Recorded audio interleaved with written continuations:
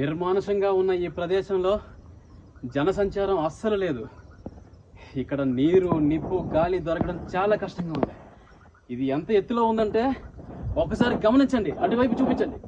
అది చూసారా, చాలా ఎత్తులో ఉంది.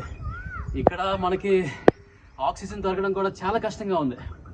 మీరు ఇక్కడ గమనిస్తే ఈ కొండ ప్రాంతం ఉంది కదా, దీనికి అవతల వైపు మనకి మంచినీరు దొరికే అవకాశం ఉంది. ఈ కొండను మనం ఎక్కబోతున్నాం, చూడండి.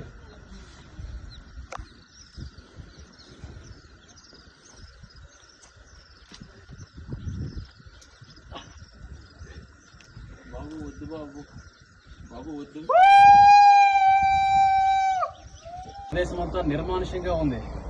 చూడండి, ఈ కొండ ప్రాంతంలో నీళ్లు దొరకడం చూడడం చాలా కష్టంగా ఉంటుంది.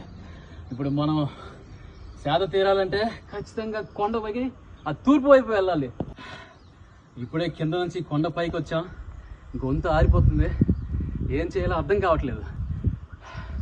చూడండి, ఇప్పుడు మనం ఏం చేయబోతున్నాం అంటే ఈ కొండ కిందకి వెళ్ళబోతున్నాం. ఫస్ట్ చూడండి, చాలా జాగ్రత్తగా వెళ్ళాలి, ఎందుకంటే కాలు జారిందంటే మనం కింద లోయలో పడిపోతాం. అటువైపు చూపించండి, అది చాలా లోతులో ఉంది. ఇప్పుడు నన్ను చూపించండి ఎలా దిగుతున్నానో చూడండి. ఇప్పుడు రెండు విధాలుగా దూకొచ్చు, ఒకటి ఇక్కడ దిగి అక్కడ దూకొచ్చు, పడిపోగలనా, లేదంటే డైరెక్ట్ గా ఇలా అక్కడ దూకొచ్చు. చూసారా, ఇది ఎప్పుడు మీరు ఇంట్లో ట్రై చేయొద్దు, ఎందుకంటే ఇది ఎక్స్ప్రెస్ చేస్తున్నారు. అర్థమైంది కదా, పదండి అటువైపు వెళ్దాం.